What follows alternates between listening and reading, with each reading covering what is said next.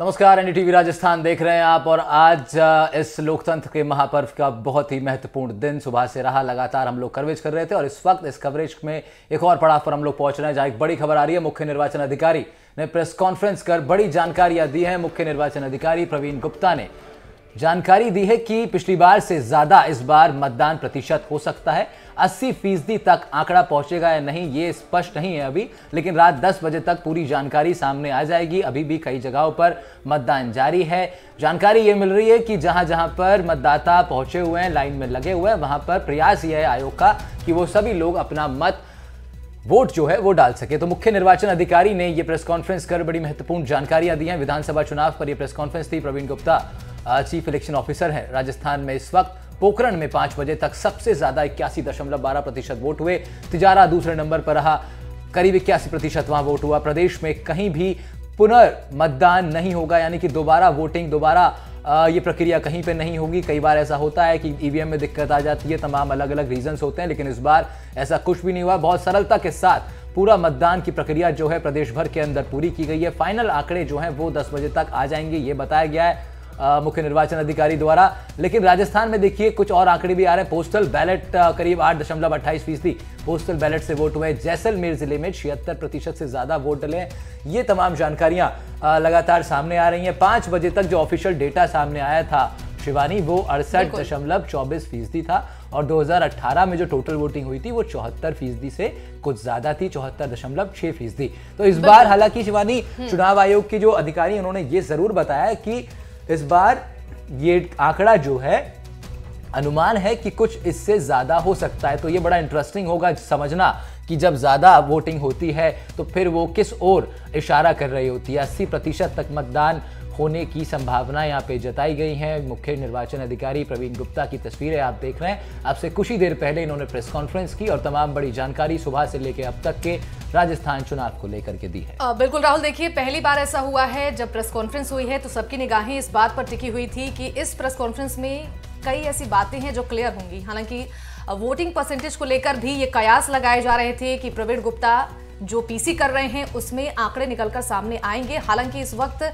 अभी भी कई ऐसे पोलिंग बूथ है जहां पर अभी भी वोटिंग चल रही है, इसलिए कुछ कहना जल्दबाजी होगी इस वक्त, चूंकि मतदान फीसदी में बढ़ोतरी भी हो सकती है। आंकड़े 80% के पास भी पहुंच सकते हैं। प्रवीण गुप्ता ने जैसा कि बताया कि ये जो आंकड़े हैं इसको लेकर कहना अभी कुछ भी मुश्किल है। सुबह 11 बजे तक स्लो वोटिंग हुई, 11 बजे के बाद वोटिंग रफ्तार पकड़ ली और जिस तरीके से अभी भी कई जगहों पर वोटिंग हो रही है, उम्मीद है कि वोटिंग परसेंटेज आगे भी बढ़ सकते हैं।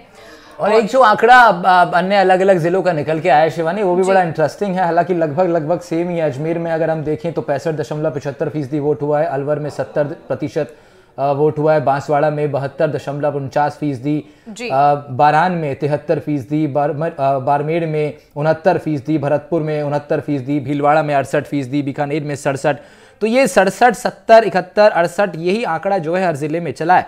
और 5 बजे तक जो लेटेस्ट जो ऑफिशियल डेटा आया था उसके मुताबिक 68.60% वोट डला है। चुरू में देखिए 70% वोट हुआ है। और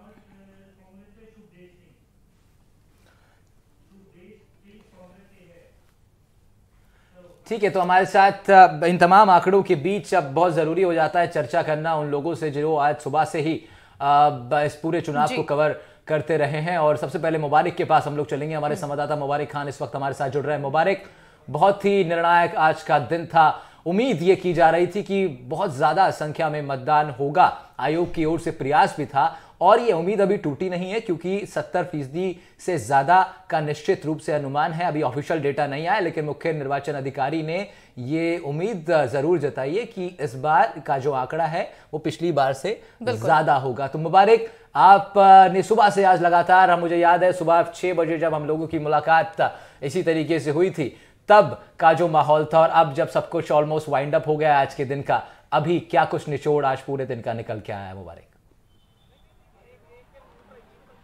देखिए, कह सकते हैं कि राजस्थान के जो ये विधानसभा चुनाव है उसका अब अंतिम दिन हम इसे कह सकते हैं। अब जहां हम खड़े हैं वो स्ट्रॉन्ग रूम का ये इलाका है, कॉमर्स कॉलेज और राजस्थान कॉलेज के परिसर में हम खड़े हैं, जहां अब ईवीएम मशीनें जो हैं, पोस्टल जो पेपर हैं, वो अब यहां पहुंचने लगे हैं, स्ट्रॉन्ग रूम में जमा हो जाएंगे। जयपुर जिले की 19 विधानसभा सीटों का भविष्य इन दोनों जो 19 विधानसभा सीटों के जो स्ट्रॉन्ग रूम बनाए गए हैं यहाँ कैद कर दिए जाएंगे। उम्मीदवारों का भविष्य यहाँ कैद हो जाएगा। और वोटिंग प्रतिशत की अगर जो आप बात कह रहे हैं तो देखिए 68% तक जो मतदान है वो 5 बजे तक किया जा चुका था, और 1 घंटा जो 5 से 6 बजे का ये समय था, करीब 60 मिनट का ये समय था, जिसके बारे में अब तक जो है निर्वाचन आयोग का कहना है कि कुछ इलाकों में, कुछ ग्रामीण इलाकों में और कुछ जिलों के अंदर अभी भी मतदान प्रक्रिया जारी है। और जो उसको जो लॉक करने की जो प्रोसेस है ईवीएम मशीन को, जिस तरीके से जो एक प्रक्रिया है उसको पूरा किया जा रहा है, उसके बाद वहां से तमाम जो आंकड़े जो आएंगे निर्वाचन आयोग के पास, उसके बाद अधिकृत रूप से वो मीडिया के सामने। लेकिन मुबारक, आपकी आंखों देखी क्या है? मैं ये समझने में ज्यादा दिलचस्पी रखता हूं कि आपकी आंखों देखी क्या है, क्योंकि जैसे मैंने बताया सुबह से लेके आज अभी भी लगातार आप बता रहे हैं वोटिंग जहां जा रही है और आपकी नजर उस पूरी प्रक्रिया पर है। आप देख रहे हैं मतदाताओं को आते हुए, आपने कई मतदाताओं से इस बीच बात की है, हर वर्ग का मतदाता पोलिंग बूथ पर पहुंचा है। आपकी आंखों देखी क्या है पूरे दिन का? अगर मैं एक एनालिसिस आपसे मांगू, क्या लग रहा है आपको, किस और मतलब आप किस तरह से एनालाइज करेंगे आज के पूरे दिन को? देखिए, अगर आज के दिन को अगर हम देखें तो जब सुबह से एनडीटीवी की टीम ग्राउंड पर उतरी थी, उसके बाद अब तक देर रात तक फील्ड में मौजूद टीमों ने जो देखा और हमने जो सुना, उसके हिसाब से एक कयास ये लगाए जा सकते हैं कि युवाओं ने बढ़ चढ़कर यहां मतदान किया। महिलाओं, जिन अक्सर देखा जाता है कि पुरुष मतदान केंद्रों तक जाते हैं, लेकिन कई जातियां राजस्थान में ऐसी है, कई आदिवासी इलाके ऐसे हैं और कुछ संवेदनशील इलाके भी हम कह सकते हैं जहां वोटिंग प्रतिशत अक्सर कम होता है, लेकिन इस बार उन इलाकों में भी वोटिंग का जो प्रतिशत है वो बढ़कर सामने आया है। अगर हम बात करें पश्चिमी राजस्थान, जो कि दूरस्थ इलाका माना जाता है, रेगिस्तानी इलाका माना जाता है, उस इलाके के जो 5 बजे तक के जो प्रतिशत था वो 76% वोटिंग का प्रतिशत वहां बताया जा रहा है, जो कि बहुत दूर रेगिस्तानी इलाका माना जाता है। और अलवर का तिजारा क्षेत्र जहां 80% वोटिंग हो चुकी है 5 बजे तक की, हालांकि 1 घंटे के आंकड़े अभी भी आने शेष है, और राजधानी जयपुर में करीब 70% वोट यहां हो चुका है और आगे के आंकड़े यहां भी आने बाकी है। ऐसे में युवाओं ने, महिलाओं ने, बुजुर्गों ने, विकलांग जो दिव्यांग हैं, उन्होंने भी बढ़ चढ़कर यहां जो है वोट किया। उससे यह अंदाजा लगाया जा सकता है कि 1998 से लेकर 2018 तक के जो विधानसभा चुनाव हुए, उनमें हर बार ये देखने को मिला कि एक बार जब भी वोट प्रतिशत बढ़ता है राजस्थान में, जैसा कि पिछली बार 74 पॉइंट कुछ प्रतिशत मतदान राजस्थान में हुआ, और अब तक 68% 5 बजे तक यहाँ हो चुका है, और करीब बताया जा रहा है कि 5 से 7% और यहाँ बढ़ सकता है। ऐसे में जब जब राजस्थान में वोट प्रतिशत बढ़ा है 1998 से लेकर 2018 तक, तो बीजेपी की सरकार बनी, जब कम हुआ या उसके इर्द गिर्द रहा तो कांग्रेस की सरकार बनी। ये परिपाटी राजस्थान में रही, लेकिन इस बार जो है वोटर्स का मन जो है मिला जुला असर देखने को मिला जी। और इस बार जो है असर जो आप बता रहे हैं कि किस तरीके से इस बार दिलचस्प हो सकता है। और शिवानी भी मेरे साथ है। मुबारक, आपका बहुत बहुत शुक्रिया, आपने तमाम जानकारी हमें उपलब्ध कराई है। सुबह से लगातार आप बने हुए हैं ग्राउंड पर, आपने ग्राउंड से आपने तमाम हर बड़ी छोटी अपडेट हमको दी है। शिवानी, अब शुरुआत हम कर लेते हैं अपने अन्य पैनलिस्ट के साथ, क्योंकि हमारे साथ और भी गेस्ट जुड़ गए। मैं गेस्टों को इंट्रोड्यूस करा देता हूं और उसके बाद शिवानी से फिर सवालों की शुरुआत शिवानी करेंगे। हमारे तमाम पैनलिस्ट हमारे साथ इस वक्त डॉक्टर अविनाश शर्मा जुड़ रहे हैं, जो कि सीनियर जर्नलिस्ट हैं। उनके साथ साथ मोतीलाल मीणा बीजेपी का पक्ष रखेंगे आप, और शुभदेश सिंह जी कांग्रेस का पक्ष आप रखेंगे। तीनों पैनलिस्ट का मैं बहुत बहुत स्वागत कर रहा हूं। सबसे पहले शुरुआत शिवानी, और शुरुआत कर लेते हैं। हमारे साथ वरिष्ठ पत्रकार हैं अविनाश शर्मा जी। सबसे पहले तो बहुत स्वागत आपका, और समझना चाहेंगे अब तक के जो आंकड़े निकलकर सामने आए हैं, सबसे पहले बताइए कि किस ओर इशारा कर रहे हैं? जो वोटिंग का प्रतिशत बढ़ा है, क्योंकि इस बार काफी यूथ वोटर्स भी जुड़ा हुआ है, और मैंने खुद ने भी जयपुर में देखा, जयपुर से में ही रहता हूँ, जो सीनियर सिटीजन्स थे, कोई व्हील चेयर पे भी मैंने आते देखा, तो लोगों का एक वोटिंग के प्रति, एक अपनी सरकार चुनने के प्रति एक अलग ही प्रकार का रुझान था कि हमें वोट देना है, हमें हमारी सरकार को बनाना है। मैंने 80, 85, 90 साल तक के लोगों को व्हील चेयर पे भी आते हुए पोलिंग के लिए देखा। तो ये कहीं ना कहीं इस कांग्रेस सरकार के लिए ये आप कह सकते हैं कि एक खतरे की घंटी है कि पोलिंग का प्रतिशत जो बढ़ा है, और अभी तक आप देखेंगे क्योंकि गांव में दूर दराज में पोलिंग के केंद्र होते हैं, और उन पोलिंग के केंद्रों में जो 6 बजे से पहले जिनकी एंट्री हो जाती है, तो उनको चाहे वो रात के 9 बजे चाहे रात के 9:30 बजे उनको वोट देना ही मतलब देते ही है वो लोग वोट। बस पोलिंग बूथ के अंदर आपकी एंट्री हो जानी चाहिए। तो हमने देखा कि आज जो सुबह जो 7 बजे से जो पोलिंग चालू हुई, तो उसके 2-3 फेज हैं, क्योंकि राजस्थान है तो कामकाजी महिलाएं भी होती है, खेतों में काम करने वाली भी होती है, और घर गृहस्थी में जो महिलाएं होती है वो अपने कामकाज के बाद पहले फेज में हमने देखा कि पोलिंग का प्रतिशत सुबह 10, 10:30 बजे तक जो पोलिंग का प्रतिशत था वो 11-12% के आसपास। फिर हमने देखा कि दूसरे फेज में जो पोलिंग का प्रतिशत था वो थोड़ा बढ़ा, और तीसरे फेज जो 3 बजे से लेकर 6 बजे तक का जो पोलिंग का प्रतिशत है, तो मैंने खुद ने व्यक्तिगत तौर पर ये एनालिसिस किया कि पोलिंग बूथों के बाहर बहुत बड़ी बड़ी कतारें लगी हुई थी, और एक कहीं ना कहीं ये भारतीय जनता पार्टी के आने का एक इशारा है। ठीक है, तो आप कह रहे हैं कि ये भारतीय जनता पार्टी के आने का इशारा, इसका एक आधार आप ये मान रहे हैं कि ज्यादा प्रतिशत वोट के आंकड़े दिखाई दे रहे हैं, तो वो स्वाभाविक रूप से माना जाता है कि वो ज्यादा वोटिंग तब होती है जब सत्ता परिवर्तन की लहर होती है। लेकिन जिनके लिए आप कह रहे हैं कि उनके आने की संभावना है, हम पहले उन्हीं से पूछ लेते हैं उनका खुद का आकलन क्या है। मोतीलाल मीणा जी हमारे साथ जुड़े हुए हैं, भारतीय जनता पार्टी के प्रवक्ता हैं, अभी जुड़ेंगे हमारे साथ, जब जुड़ेंगे तब उनसे बात होगी। कौन जुड़े हैं? सुखदेश सिंह जी जुड़े हुए हैं, कांग्रेस के प्रवक्ता हैं। सुखदेश जी, अविनाश जी कह रहे हैं कि जो आंकड़ा निकल करके आया वोट प्रतिशत का, उसको देख करके लगता है कि भाजपा के पक्ष में रुझान जा सकते हैं। आपका खुद का क्या आकलन है? और यह आकलन इससे अलग हो कि आप केवल एक कांग्रेस के कार्यकर्ता के नाते से केवल यही ना कह दे कि हमारी सरकार बन रही है, ये तो हर पार्टी दावा करती है। सुबह से शाम तक अलग अलग जगहों के अलग अलग आंकड़े आ गए। एक क्या आकलन कांग्रेस पार्टी कर रही है कि कितना, किस हिसाब से जो है इस बार परिणाम निकल सकते हैं? आवाज आ रही है आपको? तो फिलहाल देखिए राहुल, ये समझने वाली बात होगी जिस तरीके से वोटिंग परसेंटेज अभी भी बढ़ने की उम्मीद है, क्योंकि कई पोलिंग बूथों पर अभी जारी है वोटिंग। हालांकि ये कहना बेहद मुश्किल होगा कि आंकड़े क्या 80% तक पहुंचते हैं या नहीं। हालांकि पिछली बार की अगर बात की जाए तो 74.6% वोटिंग हुई थी, और अब तक 5 बजे के जो आंकड़े निकलकर सामने आए हैं वो 68.24% हैं। इस बीच जो है मोतीलाल मीणा और सुखदेश सिंह जब तक हमसे जुड़ते हैं तब तक हम लोग अपने संवाददाताओं से जो है पुख्ता रिपोर्ट जरूर ले लेते हैं। बिल्कुल, बाल वीरेंद्र हमारे साथ जुड़े हुए हैं। बाल वीरेंद्र, ग्राउंड जीरो पर आप मौजूद रहे, पूरे दिन आपने कवर किया है चुनाव को। जरा ये बताइए, महिलाओं के बारे में अगर समझने की कोशिश की जाए तो क्या भागीदारी आज नजर आई पोलिंग बूथों पर? कितनी संख्या में महिलाएं पहुंच रही थी अपने मताधिकार का इस्तेमाल करने के लिए?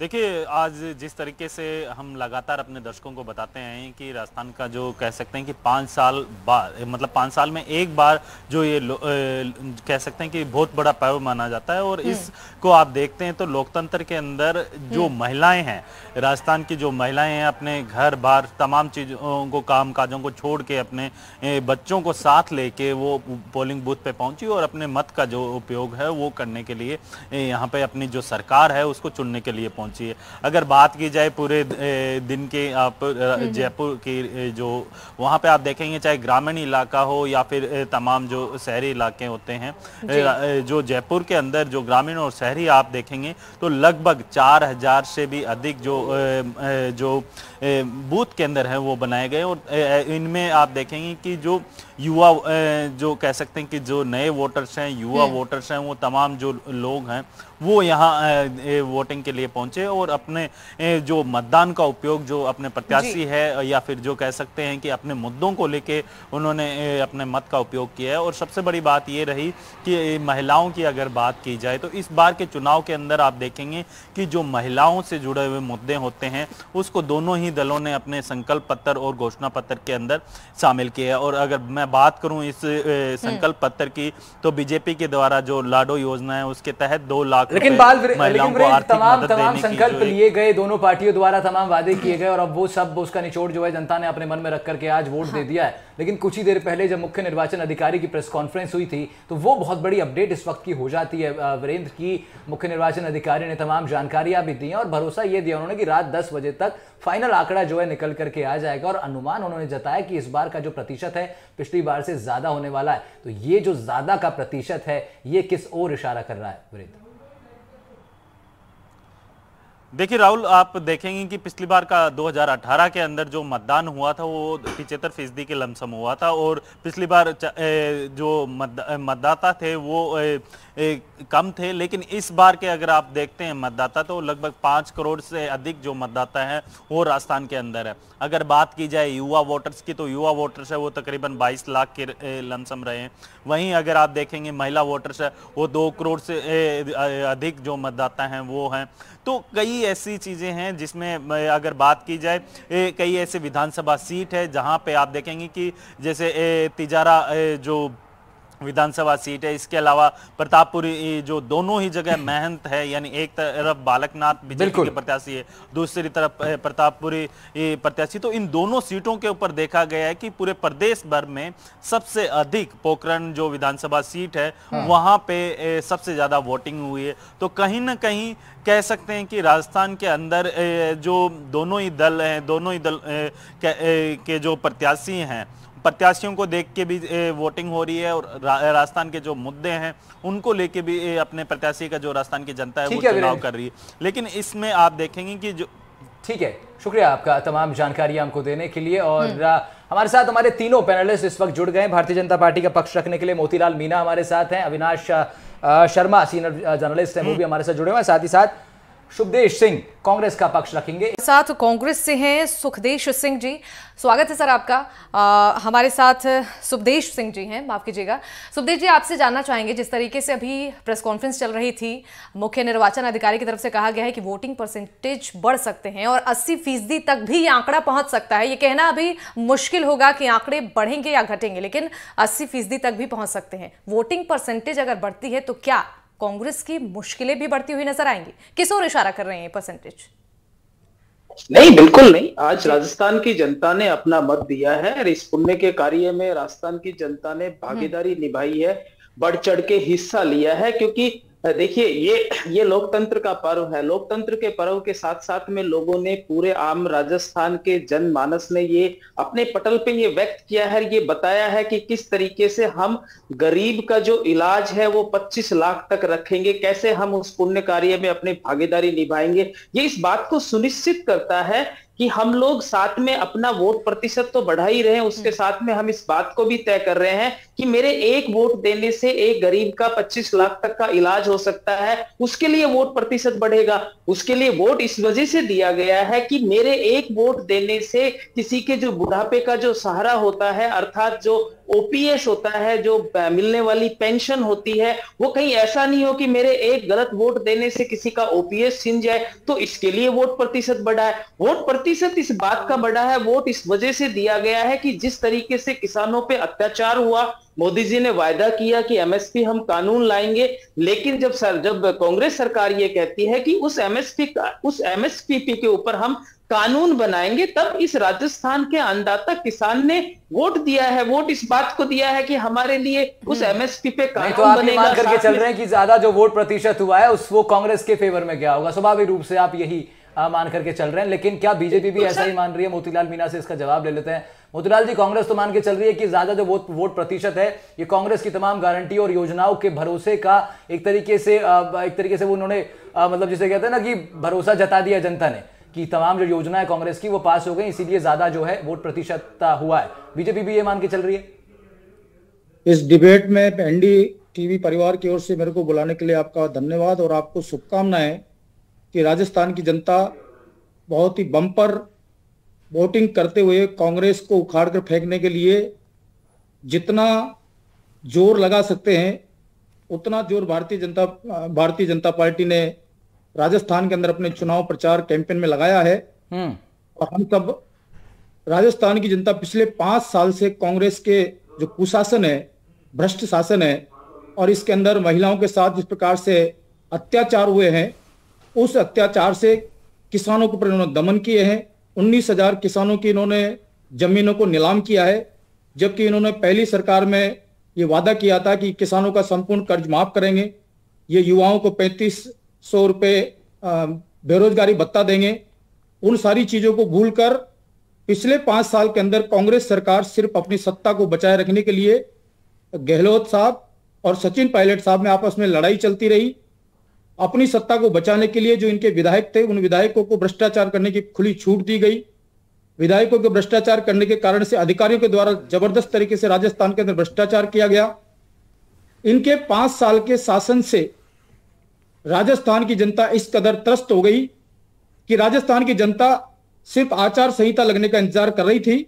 आचार संहिता लगने के पश्चात राजस्थान की जनता ने राजस्थान से संपूर्ण तरीके से कांग्रेस सरकार को उखाड़ कर फेंकने के लिए जिस तरीके का बम्पर वोट किया है, उसका ये सीधा सीधा अर्थ क्या आकलन है मीना जी आपका? जाता है आपका क्या आकलन है, क्या मान के चल रहे हैं कि आप ये जो वोटिंग हुई है और भारतीय जनता पार्टी की सरकार राजस्थान के अंदर बनने जा रही है, क्या इस बार आंकड़े फिर रहने वाले हैं? जरा ये भी बता दीजिए।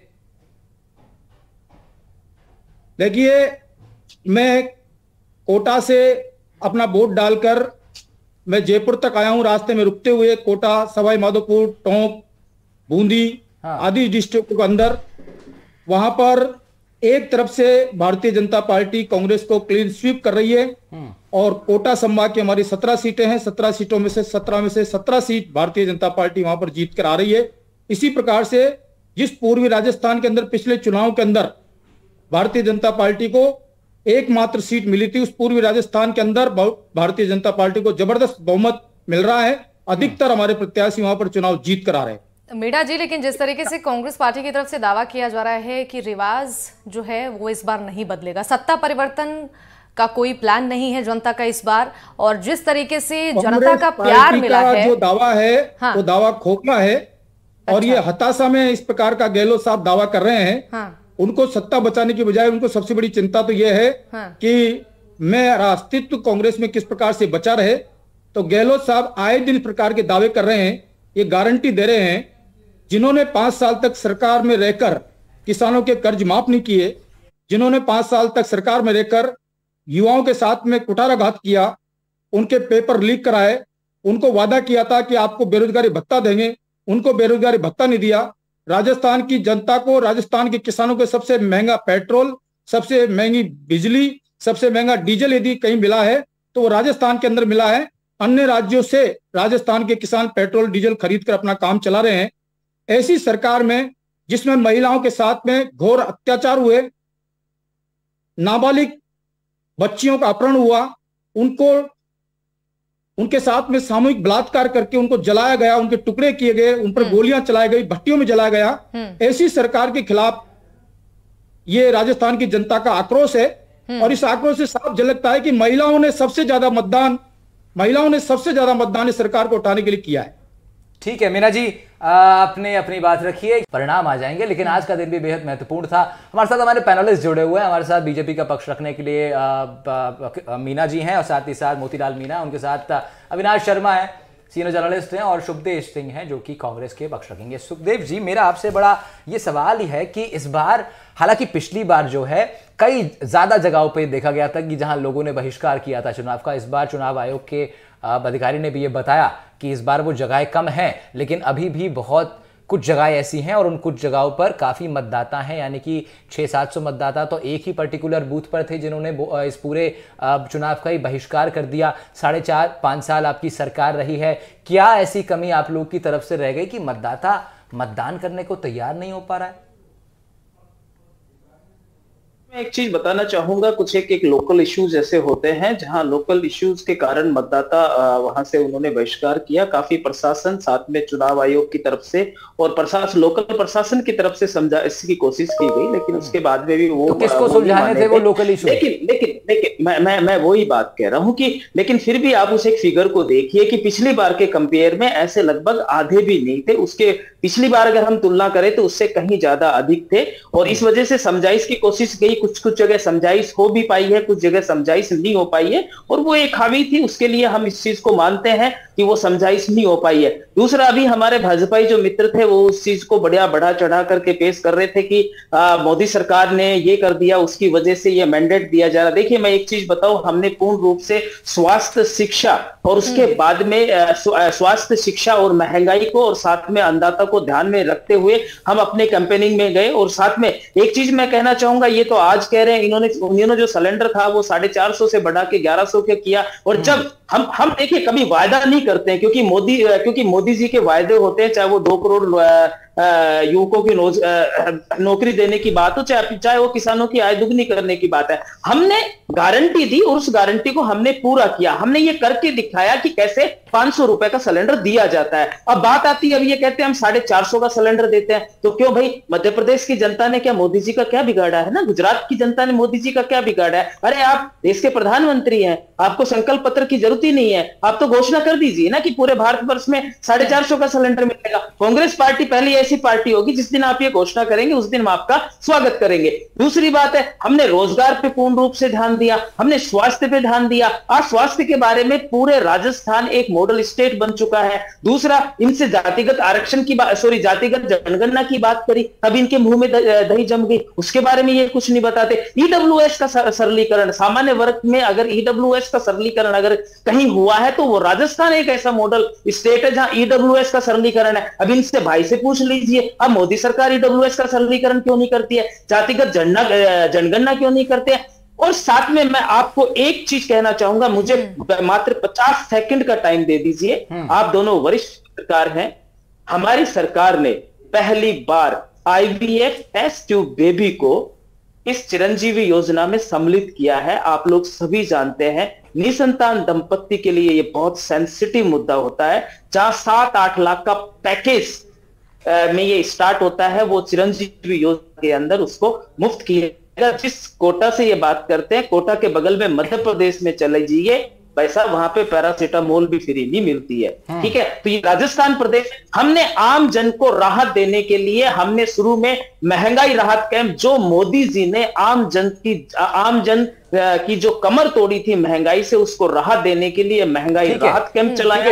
उसके बाद में फिर हमने गारंटी दी है और उस गारंटी को हमने गारंटी दी है। मगर सवाल ये है हमेशा शिवानी, सवाल यही होता है कि पार्टियां जरूर ये दावे करती हैं और वो मान के चलती हैं कि उन्होंने जो किया है वो जनता तक, मान लीजिए, एकदम उनके दिमाग में सेट हो गया जनता के कि हाँ भाई ये सरकार अच्छी है, पार्टी अच्छी है। लेकिन वहीं अगर मैं यही बात अगर मैं मीना जी से करूंगा, इसका जस्ट ऑपोजिट उत्तर वो देंगे। तो ये क्रम चलता रहेगा। लेकिन अविनाश जी के पास हम लोग चलते हैं। आप वरिष्ठ पत्रकार हैं अविनाश जी, चुनावों में बहुत सारे समीकरणों ने काम किया होगा। यहाँ राजस्थान के अंदर हम लोगों ने बीते कई दिनों में चुनाव राजस्थान का जब हम करते हैं रात को 8 बजे NDTV राजस्थान पर, तो उसमें शिवानी हम लोगों ने कई अलग अलग तरह के आंकड़ों पे काम किया। हमने आदिवासी समाज के लोग ने उनका चुनावी इतिहास क्या रहा है, दलित समाज का इतिहास क्या रहा है, फिर गुर्जर हो गए, जाट हो गए, राजपूत हो गए, ब्राह्मण हो गए, मीना हो गए, ये तमाम ऐसे ऐसे अलग अलग समुदाय हैं जिन्होंने एक डिसाइसिव फैक्टर हैं जो कि राजस्थान के चुनावों में। तो अविनाश जी, ये जो और इसमें युवा भी एक अपने आप में बड़ा एक अलग कैटेगरी हो जाती है, क्योंकि 22 लाख से ज्यादा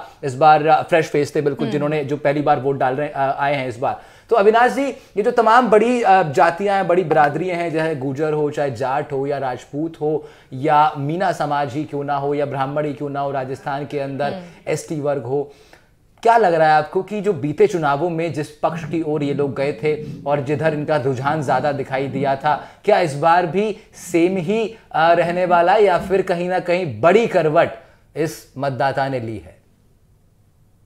देखिए, इसके लिए मैं आपको ये कहना चाहूंगा, पहली बात है, बिल्कुल ठीक बात है, राजस्थान में जो जातियों का समीकरण है, ब्राह्मण, वैश्य, ये जो जातियों का एक समीकरण है, तो ठीक, क्योंकि पिछले बार जब कांग्रेस खड़ी थी तो उस कांग्रेस सरकार में इन्होंने एक फार्मूला फिक्स किया था कि 2.5 साल मुख्यमंत्री अशोक गहलोत रहेंगे और 2.5 साल सचिन पायलट रहेंगे।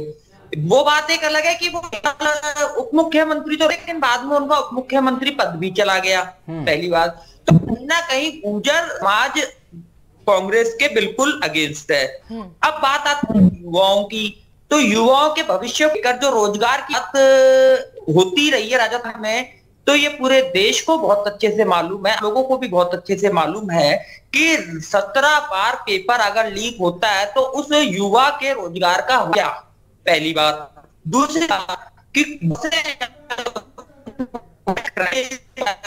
एरिया को फुलफिल करने के लिए एक विद्यार्थी के लिए अपने जीवन का काल का 1 साल खराब होना तो उसकी कहीं ना कहीं रोजगार की क्षमताओं को नुकसान पहुंचाता नजर आ रहा है। दूसरी बात तो ये बहुत ही एक सेंसिटिव मुद्दा। नहीं तो भारतीय जनता पार्टी ने ऐसा क्या कर दिया था 2013 से 18 के बीच में जो जनता, आप क्योंकि आपकी बात से जो मुझे लग रहा है मैं उस पर ये बात रख रहा हूं अविनाश जी, कि भारतीय जनता पार्टी ने ऐसा क्या कर दिया 13 से 18 के बीच में जो ये सारे जो लूप होल्स पिछले 5 साल में दिखाई देने, जनता ये विश्वास कर लेगी कि ये बीजेपी की सरकार में एकदम समाप्त हो जाएंगे? बहुत ही एक अच्छा सवाल पूछा है, पर मैं आपको ये बताना चाहूंगा, नो डाउट कि कांग्रेस ने जो योजनाएं लेकर के आई है कांग्रेस वो बहुत ही एक अच्छी, पर वो योजनाएं आखिरी के 6 महीने में क्यों? जिस दिन कांग्रेस की सरकार बनी 2018 में जब मुख्यमंत्री अशोक गहलोत बने थे, को लाने का काम क्यों नहीं किया? पहली बात। दूसरी बात कि इस बार का युवा लोकल किसी चेहरे को नहीं देख रहा है राजस्थान की राजनीति में, युवा ये देख रहा है कि माननीय प्रधानमंत्री मोदी जी के नेतृत्व में ये चुनाव लड़ा जा रहा है, फूल के निशान पे ये चुनाव लड़ा जा रहा है। तो युवाओं को ये पता है कि आज देश की स्थिति जो 2000 मोदी जी से आने से 2014 पहले की स्थिति रही है, तो उस स्थिति को युवा देख रहा है, उस स्थिति को पूरे प्रदेश की जनता ने देखा है कि मनमोहन सिंह जी की सरकार के समय में क्या देश की अर्थव्यवस्था रही, क्या देश में बेरोजगारी रही, या देश ने कितना विकास किया। आज विकास के नाम पे अगर कहीं भी देखा है, चाहे वो राजस्थान हो, चाहे वो मध्य प्रदेश हो, भारत में आप कहीं भी चले जाइए, तो बिल्कुल एक ये मान के चलिए ये लोकल राजस्थान का चुनाव ना देखते हुए इसको कहीं प्रधानमंत्री मोदी जी के बेस पे देखा जा रहा है। ठीक है शुभदेव जी, ठीक है। मैं एक सवाल मीना जी आपसे कर लेता हूं, उसके बाद मैं शिवानी को टॉसअप करूंगा, उनके पास भी कुछ सवाल हैं जो वो आप लोगों से पूछना चाहती हैं। लेकिन मीना जी, मेरा सवाल ये है कि अभी कुछ दिनों पहले मुख्यमंत्री गहलोत ने एक बहुत सिंपल सा सवाल पूछा था ट्वीट करके। उन्होंने कहा था कि भाई किस प्रदेश के अंदर गैस सिलेंडर सस्ता मिल रहा है। उन्होंने 4 ऑप्शन दिए। उन्होंने कहा भाई यूपी में मिल रहा है, क्या मध्य प्रदेश में मिल रहा है, क्या गुजरात में मिल रहा है, या फिर राजस्थान में मिल रहा है। उसका उत्तर क्यों नहीं दे देते आप लोग? पहली बात तो ये जो सरकार बनी, ये सरकारी बेईमानी के आधार पर बनी थी। कांग्रेस के लोगों ने गुर्जर समाज के साथ में, नहीं मेरा सवाल क्या है आपसे, छल किया। मेरा सवाल क्या है सर? मीना जी मैं सवाल क्या पूछ रहा हूं आपसे? मैं उसी सवाल पे आ रहा हूं, छल किया और सचिन पायलट जी को मुख्यमंत्री बनना चाहिए था, उनकी जगह पर गहलोत जी मुख्यमंत्री बने, और फिर जनता सरकार को चुनती है 5 साल के लिए। 4.5 साल तक गहलोत साहब अपनी कुर्सी को बचाए रखने के लिए विधायकों को होटलों के अंदर बंद रखते रहे, इधर उधर घुमाते रहे, उनकी मौज मस्ती कराते रहे। सभी विधायकों को इन्होंने मंत्री के बराबर दर्जा मौखिक रूप से दे दिया गया। जब विधायकों ने क्षेत्र के अंदर जबरदस्त भ्रष्टाचार मचाया और अधिकारियों ने भ्रष्टाचार मचाया, तो भ्रष्टाचार का विकल्प एक तरह से ये सरकार हो गई। और मात्र 6 महीने पहले जनता को फिर दोबारा से पागल बनाने के लिए इन्होंने गैस के सिलेंडरों की जो दाम कम किए, उसमें भी भारत सरकार की जो सब्सिडी थी वो सब्सिडी शामिल थी। इस प्रकार से इन्होंने अकेले उसमें कोई बहुत बड़ा जादू नहीं किया। ये अपने आप को जादूगर कहते हैं कि मैं जादूगर हूं, लेकिन सिर्फ ये जादूगर हैं तो सिर्फ ये जनता को पागल बनाने के लिए, जनता के साथ में झूठे वादे करने के लिए हैं।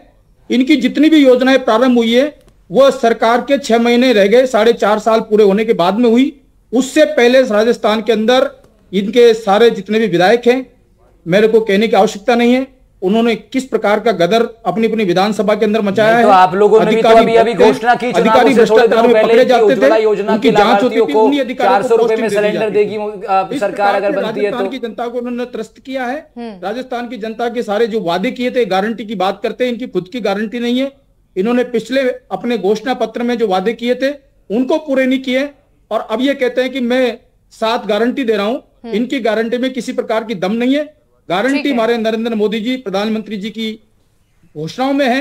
जो उन्होंने कहा कि देश के अंदर राम मंदिर बनेगा तो राम मंदिर बना, 370 हटेगी तो 370 हटी। इस प्रकार के जो वादे देश के अंदर किए गए। भारतीय जनता पार्टी अपने वादों को पूरा करती है और भारतीय जनता पार्टी ने जो अपने घोषणा पत्र में वादे किए हैं, ठीक है, उनको भारतीय जनता पार्टी पूरी करेगी। कांग्रेस की सरकार होने के बावजूद भी देश के प्रधानमंत्री जी ने 8,500 करोड़ रुपए राजस्थान सरकार को दिए और घर घर उन्होंने अपनी कल्याणकारी योजनाओं में बहुत सारे काम तो किए ही, लेकिन राजस्थान की जनता को घर घर पानी पहुंचाने के लिए, नल लगाने के लिए घर घर नल जो योजना प्रारंभ की। जाहिर सी बात है कि अभी चुनाव है तो वोटर्स को रिझाने के लिए ये तमाम बड़े वादे होंगे, जनसंकल्प पत्र और साथ ही साथ तमाम जो आप बड़ी बातों को गिना रहे हैं, जो रिपोर्ट कार्ड अभी आप पेश कर रहे हैं, राजस्थान की जनता आपको सुन रही है। लेकिन इस बीच हमारे साथ जुड़े हैं सुबदेश जी, कांग्रेस से, सुन रहे थे आपको। सुबदेश जी, देखिए आखिर जनता आपको क्यों चुने? सबसे बड़ा सवाल और पहला सवाल तो मेरा यही है कि आखिर क्यों जनता आपको दोबारा चुने, जब कई जगहों पर अभी भी जनता मतदान नहीं कर रही है, मताधिकार का इस्तेमाल नहीं कर रही है, वोट बहिष्कार किया जा रहा है। तो आखिर मेरे सहयोगी ने यह सवाल आपसे पूछा था, हालांकि आपने गोल मोल कर जवाब दिया, इसका आपने सीधा जवाब नहीं दिया था। अगर फिर से आपको जनता चुनती है तो उसके पीछे क्या वजह होगी? देखिए, मेरे को 3 मिनट का समय चाहिए। मैं आपका भी जवाब दूंगा, मैं भाजपा प्रवक्ता भी का जवाब दूंगा, साथ में राजनीतिक विश्लेषक बतौर बैठे हुए एक दूसरे भाजपा प्रवक्ता का भी मैं जवाब दूंगा।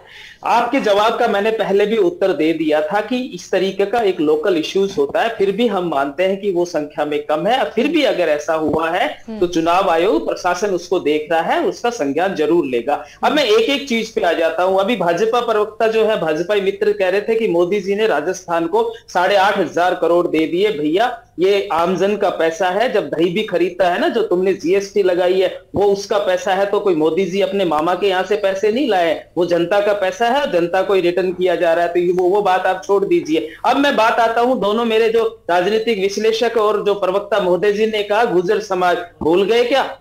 72 मेरे गुर्जर भाइयों की हत्या करने वाले ये भाजपा सरकार थी। वसुंधरा सरकार ने 72 गुर्जरों की हत्या करी थी और ये हत्यारे हैं इस बात को लेकर के कि ये किस मुंह से ये बात करते हैं गुर्जर समाज की। और दूसरी बात है, सचिन पायलट को आप गुर्जर समाज से ना एक अकेले समाज से नहीं जोड़िए, वो हमारे 36 कौम के पूरे राजस्थान के नेता है, वो एक समाज से नहीं है, वो 36 कौम के नेता है। दूसरी बात करता हूं रोजगार की, किस मुंह से आप रोजगार की बात कर रहे हैं? मोदी जी ने तो कहा था ना कि भैया 1 साल में 2 करोड़ का रोजगार देंगे। क्या हुआ? हमारा घोषणा पत्र उठा के देखिए, उसमें हमने 94% अपनी घोषणाओं को पूरा किया। 3 लाख युवाओं को हमने रोजगार दिया है। और मैं एक और चीज कहना चाहूंगा, बीजेपी का संकल्प पत्र उठा के देखिए, वो क्या कहते हैं? हम 2 लाख युवाओं को रोजगार देंगे। अरे भैया, किस दुनिया में सो रहे हो? हम ऑलरेडी 3 लाख तो युवाओं को रोजगार दे चुके हैं। ये वही बात हुई ना, जब राजस्थान की गहलोत सरकार, कांग्रेस सरकार कहती है हम 500 का सिलेंडर देंगे और मोदी जी आनंद फानंद में कहते हैं 600 का। और ये जिस कोटा से क्षेत्र से आते हैं ना, अभी चर्चा कर रहे थे कि कोटा से, देवली से डोसा होता आता, मैं आया हूं। भैया, क्या हुआ ईआरसीपी का? मोदी जी 2018 में जब अजमेर की धरती पे आए, जयपुर में आए, जब तो बड़े सिल लाए कि ईआरसीपी का ये करेंगे वो करेंगे। क्या हुआ? पूरे इस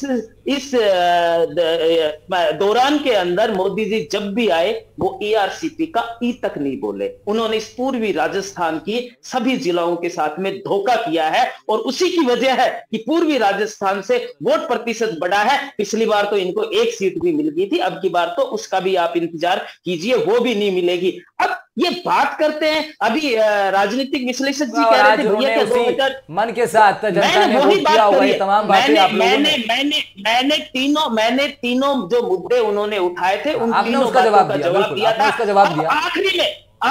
आखिरी में मेरी एक ही बात सुन लीजिए। ये राजस्थान की जनता है, इसने वोट किया है, स्वास्थ्य पे वोट किया है, इसने पुण्य का काम किया है कि किसी गरीब का जो इलाज है वो 25 लाख में ही होगा। ठीक है भाजपा अगर आ गए तो ये 25 लाख का इलाज बंद हो जाएगा। ओपीएस पे वोट किया है, महिलाओं के लिए वोट किया है, युवाओं के लिए वोट किया है, ताकि अब अन्नदाता को एमएसपी पे कानून मिलेगा। 700 अन्नदाताओं को दिल्ली में मारा नहीं जाएगा। ठीक है, आपकी बात सुनी मैंने। बाजरा तक नहीं खरीद पाए कांग्रेस सरकार, किसानों का बाजरा तक नहीं खरीद पाए। एमएसपी की बात करते हैं, किसानों के लिए जितने भी कार्य किए हैं भारतीय जनता पार्टी की सरकार में किए गए। आदिवासियों के लिए जितने भी कल्याणकारी कार्य किए गए भारतीय जनता पार्टी सरकार के अंदर किए गए। उदयपुर क्षेत्र के अंदर 45% आरक्षण बताओ तो सही, कौन सा किया? भारतीय जनता पार्टी ने कौन सा किया?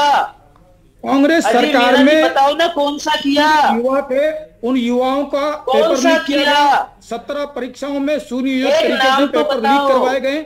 उसके लिए भारतीय जनता पार्टी ने वसुंधरा सरकार में 16 पेपर लीक हुए थे, सभी के नाम बता सकता हूं मैं। 16 पेपर लीक। ये बीजेपी प्रवक्ता यहाँ बैठे हैं, मुझे एक बता दो, एक भी आदमी को सजा करी हो, एक भी आदमी को इन्होंने अरेस्ट किया हो? हम बता सकते हैं, हमने बुलडोजर चलाए, हमने उनको अरेस्ट किया, उम्र कैद का प्रावधान किया और 10 करोड़ का हर्जाना लगाया। बिल्कुल ठीक है। तो देखिए, इस वक्त सभी पार्टियों की तरफ से अपना अपना रिपोर्ट कार्ड पेश किया जा रहा है, लेकिन इंतजार तो 3 दिसंबर का है, जब नतीजे सामने आएंगे और पता चलेगा कि जनता किसे चुनती है। हालांकि इंतजार थोड़ा और करना होगा जब कुल मिलाकर जो वोटिंग परसेंटेज है वो सामने आएंगे। लेकिन इस बीच अगर जयपुर की बात की जाए तो यहां पर आज जो वोटिंग परसेंटेज है उसे समझने की कोशिश की जाए तो किस ओर ये वोटिंग परसेंटेज इशारा कर रहे हैं? देखिए, जयपुर में निश्चित तौर पे वोटिंग का प्रतिशत बढ़ा है। हाँ। और इसमें आप ये देखेंगे कि आप के जितने भी रिपोर्टर्स अलग अलग विधानसभा क्षेत्रों में, जो जयपुर की 8 विधानसभा सीट है, वहां पे आपके रिपोर्टर्स ने देखा होगा कि इस बार महिलाओं ने बढ़ चढ़ करके वोट में भागीदारी ली है। इस बार महिलाओं का वोट प्रतिशत हर बार कम, पिछले सालों की तुलना अगर हम करें तो महिलाओं का वोट इस बार बहुत ज्यादा देखने को मिला है। तो कहीं ना कहीं ये इस बात की ओर इशारा है कि जो पिछले कई महीनों से या पिछले कई सालों से जो राजस्थान में जो कुछ महिलाओं को लेकर के जो कुछ चल रहा था, तो उसके प्रति एक आक्रोश के तौर पे मैं इसको देखता हूं। ठीक है, बिल्कुल आप ये मान के चल रहे हैं अविनाश जी, ये आपका आकलन है। और ये तमाम अलग अलग तरह के आकलन ही जानने के लिए शिवानी हम लोग ये चर्चा कर रहे हैं कि हम लोग ये जान सकें कि क्या क्या अलग अलग विश्लेषण आज के इस महत्वपूर्ण दिन से निकल करके आए हैं, क्योंकि आंकड़े जो सामने आए हैं उन पर चर्चा करनी बहुत जरूरी हो जाती है। जिस तरह शिवानी ने बताया कि जयपुर की जो स्थिति है उस पर उन्होंने आपसे सवाल किया। लेकिन मीना जी, मेरे पास एक आंकड़ा ध्यान आ रहा है, मुझे ध्यान आ रहा है कि 2013 में जब चुनाव हुए तब 34 SC रिजर्व्ड सीटों में से 32 सीटें आपने जीती, कांग्रेस पार्टी को मिली 0 और शायद बसपा RLP को 2 सीटें मिली थी और अन्य को 0 मिली। लेकिन 32 के बाद 13 में 32 मिली आपको, 18 में वो घट करके रह गई 12, अब आ गई है 23। क्या लग रहा है आपको? क्या आपका दिमाग कह रहा है कि भाई इस बार जो दलित मतदाता है क्या उसने भारतीय जनता पार्टी का साथ दिया है, या फिर कांग्रेस की तमाम योजनाएं और गारंटियों का, जिसको आप हालांकि केवल एक गुब्बारा कहते हैं, लेकिन क्या उसने उस गुब्बारे पर भरोसा किया या फिर आपका साथ दिया इस बार? राजस्थान की जनता पुनः फिर वही परिणाम दोहराने जा रही है जो 2013 में था। और उसका कारण है कि पिछले 5 साल के अंदर ऐसा कोई राजस्थान का वर्ग अछूता नहीं रहा जिस पर इस सरकार के द्वारा अत्याचार नहीं किया गया हो। और इसमें सबसे बड़ा मुद्दा है भ्रष्टाचार। ये जो पिछले 5 साल जो सरकार चली है, ये सरकार पूर्ण रूप से भ्रष्टाचार में डूबी रही। आप लोगों को भी अच्छी तरह से जानकारी है कि इतने बड़े आंदोलन भारतीय जनता पार्टी के द्वारा किए गए हैं, बड़े बड़े पेपर लीक के मैटर राजस्थान की बच्चे के युवा के मुंह पर है।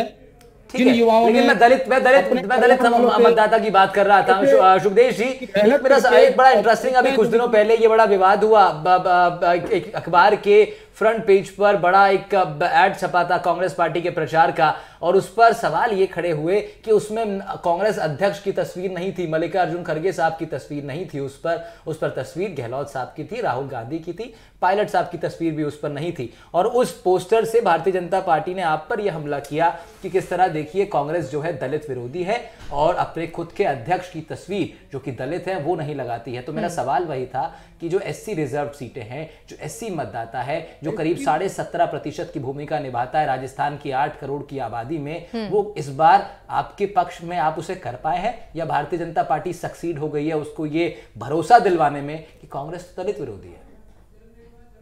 कांग्रेस ने, देखिए मुझे नहीं पता आप किस पोस्टर के बारे में बात कर रहे हैं। आपकी सरकार, घोषणा, मैं वही बात कर रहा हूँ, मुझे नहीं पता आप किस पोस्टर की बात कर रहे हैं। घोषणा पत्र के अंदर खुद मल्लिकार्जुन जो हमारे राष्ट्रीय अध्यक्ष जी हैं वो आते हैं और वो उसको जो घोषणा पत्र जो सेकंड है वो उसको वहां से राजस्थान प्रदेश कांग्रेस कमेटी के ऑफिस से उन्हीं के हाथों से ही वो चीज लॉन्च की जाती है। अरे आप देखिए ना, हमारे तो खुद के राष्ट्रीय अध्यक्ष है, वो दलित नेता है। नहीं ठीक है, वो भारतीय जनता पार्टी के पास भी बहुत से ऐसे नेता हैं जिनको वो कहती है। लेकिन मैं एक और सवाल लेता हूँ, समय कम है और आप लोग बिल्कुल समय कम है, मुझे वाइंड अप करने का कमांड आ रहा है। मैं एक सवाल और ले लेता हूं, अंत का सवाल। जाट समुदाय बड़ी भूमिका निभाता है, डिसाइसिव फैक्टर रहता है जाट समुदाय। 33 प्रत्याशियों को आपने टिकट दिया, 30 ने दिया बीजेपी को। दोनों से 10-10 सेकंड में जवाब ले रहा हूं।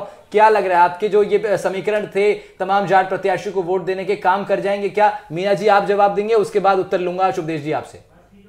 देखिए हम जातिगत कांग्रेस ने सिर्फ दलितों का हमेशा वोट लिया है, कांग्रेस ने सिर्फ आदिवासियों का वोट लिया है। जब चुनाव के समय पे ये पार्टी इन दोनों दलों को भड़काती है और इनके बीच में कहती है कि आपके साथ में भाजपा की सरकार आ जाएगी तो आपका अहित हो जाएगा, और ये उनके वोट लेना जानती है, इसलिए इन्होंने खड़गे जी का अपमान किया है और हमेशा इन्होंने तो भीमराव अम्बेडकर का भी अपमान किया है। उनके नाम पे हमेशा उनका अपमान करते ये रहे हैं। ठीक है, कांग्रेस कभी भी दलितों की आदिवासियों की हित की बात नहीं कर सकती। ठीक है शुभदेव जी वोटों की तो एक समाज ही नहीं, पे ये बैठ करके बात कर रहे हैं, ये गोडसे को पूजने वाले लोग हैं। देखिए राहुल, कहीं ना कहीं आरोप प्रत्यारोप का दौर जारी है। बिल्कुल ये जारी रहेगा जब तक नतीजे सामने नहीं आते हैं। कुछ भी कहना बहुत मुश्किल है क्योंकि दोनों ही पार्टियों की तरफ से अपनी अपनी दावेदारी पेश की जा रही है।